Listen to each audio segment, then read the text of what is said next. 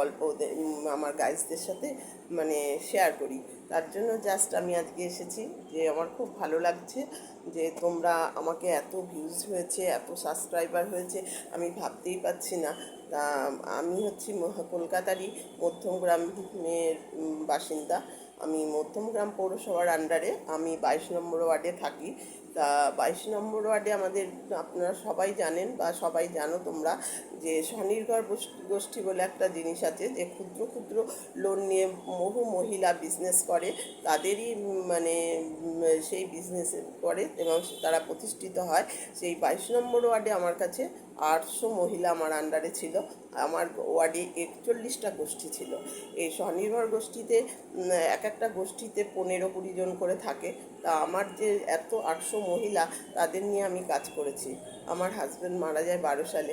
তা আমি 13 সাল থেকে আমাকে এই পৌরসভায় যুক্ত করা হয় এই স্বনির্ভর গোষ্ঠী দেখাশোনা করার জন্য। প্রথম প্রথম আমাকে অফিসে বসেই কাজ করতে হতো। তারপরে আমি আস্তে আস্তে যখন আমাদের এটা চেঞ্জ হয়ে ওয়ার্ড বেসিস কাজ হয়, তখন আমি ওয়ার্ডে বসেই কাজ করেছি। তা অফিসে খুব কমই যেতে হতো। তবুও এই 13 সাল থেকে 24 সাল পর্যন্ত আমি কাজ করেছি। তারপরে হঠাৎই আমার একটা পায়ের সমস্যা হয়, যাতে আমি কোমর পানিয়ে খুব বেশি হাঁটতে পারি না।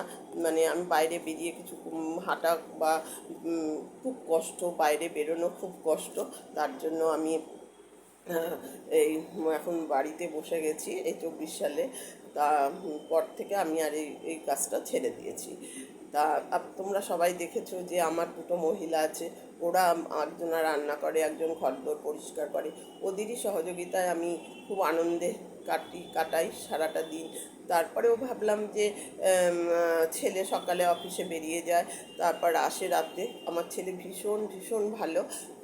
তার জন্য আমি এই গাইজ তোমাদের সাথে ইউটিউবটা করছি। ইউটিউব করে আমি দেখলাম যে প্রচুর ভিউজ হচ্ছে, প্রচুর সাবস্ক্রাইবার করেছো। তার জন্য আমি ভাবলাম যে তাহলে এই ইউটিউবটা করে সময় কাটানো যায়।